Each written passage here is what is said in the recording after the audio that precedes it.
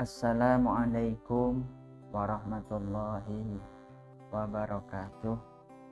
Alhamdulillah, Alhamdulillahirabbil alamin. Para pemirsa dan para sahabat yang sama-sama dirahmati oleh Allah. Baik, langsung saja di sini saya akan menyampaikan sedikit beberapa, yaitu permasalahan ketika kita melaksanakan sholat. Yang di sini yaitu kita membahas beberapa najis yang dimaafkan, yang di-voting atau yang di-diskon. Ketika kita melaksanakan sholat sering terjadi. Di antaranya kalau dalam bahasa kaidah fikihnya itu umumul balwa, sulit dihindari. Baik, di sini ada kitab Bughyatul Mustarsyidin. Ini referensi dari kitab fikih. Ya, Bughyatul Mustarsyidin ini karangan Habib Abdurrahman Ba'alawi, Mufti Hadramut pada masanya. Baik, ada beberapa najis yang diampuni, dimaafkan ketika kita melaksanakan sholat. Salah satunya yaitu, bukan hanya di Fathul Qorib dan Fathul Muin saja, di sini juga banyak di kitab-kitab klasik. Salah satunya yaitu najis ketika kita kedapatan, yaitu nyamuk. Yuk, di sini di barotnya yaitu yu'fa andamu nahwul baraghis, dimaafkan yaitu darahnya nyamuk, meskipun nyamuk tersebut itu jatuh mengenai apa? Mengenai baju kita. Karena yang dipandang di sini itu yaitu tidak mengalirnya darah, la masailud dam, darahnya tidak mengalir karena darah. Selama darahnya itu tidak berada di badan tapi menempel dalam baju, fisau. Itu yang pertama. Yang kedua yaitu diampuni juga, yaitu kotorannya burung, beberapa burung di tempat sholat atau tempat lewatannya orang sholat. Di beberapa tempat sholat dengan syarat tidak tercampur oleh air selama kotoran tersebut itu kering.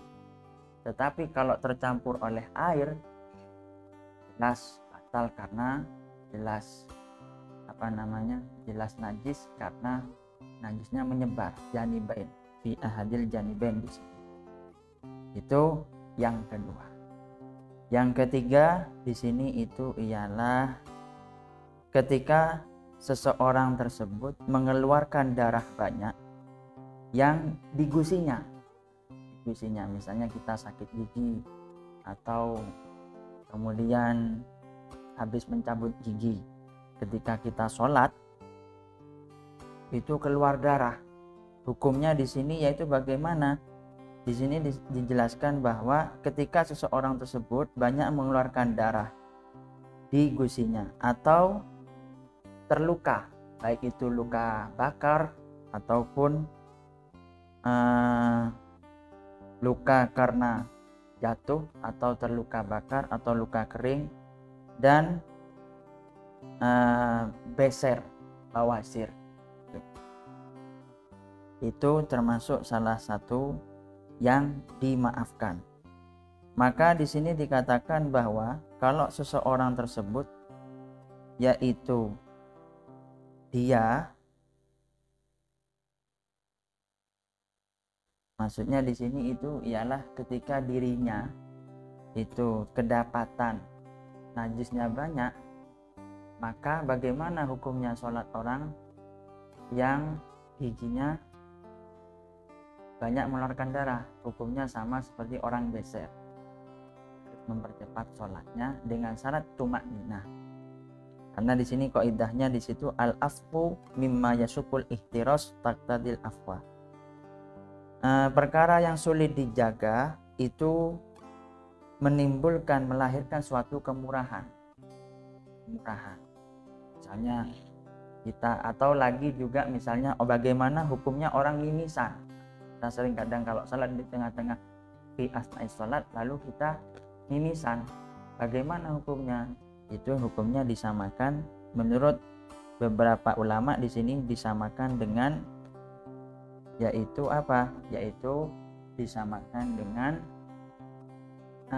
beser, bawasir. Sir di sini. Jadi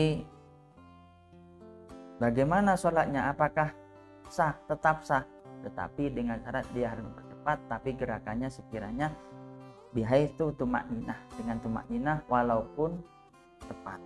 Itu di sini dikatakan qala fi tufah walau ra'ifa fi sholati wa lam yusibhu illal qalil lam yaqta'uha wa in kathura nuzuluhu ala man fasali an wa in kathura ma asabahu lazima qat'uha walau jum'atin wa in ra'ifa qabla wastamarra fa in raja inqita'uhu wal waqtu muttasil intidaruhu wa illa tahfadu kasalasi. Semisal orang tersebut mimisan, penyakit mimisan, misalnya ketika akan melaksanakan sholat. Kejadiannya ketika dia akan melaksanakan Jumat. Lalu bagaimana solusinya? Yaitu hendaknya dia ketika mimisan itu keluar sebelum sholat, maka tidak apa-apa menunggu, dengan syarat yaitu dia harus menempelkan penahan selama darah itu masih bisa ditahan. Contohnya kapas atau daun sirih. Misalnya tidak menemukan tersebut, boleh dia sholat, boleh dia melaksanakan sholat. Tapi hukumnya bagaimana? Hukumnya disamakan dengan kang beser. Jadi ada beberapa najis yang dimaafkan dalam sholat. Itu selama lama sailudam, darahnya tidak mengalir. Ya, contohnya banyak, bukan hanya nyamuk saja. Misalnya yang kumal, tumu, sama tidak banyak, tapi tidak mengenai badan. Mungkin itu saja yang bisa saya sampaikan. Kurang lebihnya mohon maaf bila ada kesalahan. Wallahul muwaffiq ila aqwamit thoriq. Wassalamualaikum warahmatullahi wabarakatuh.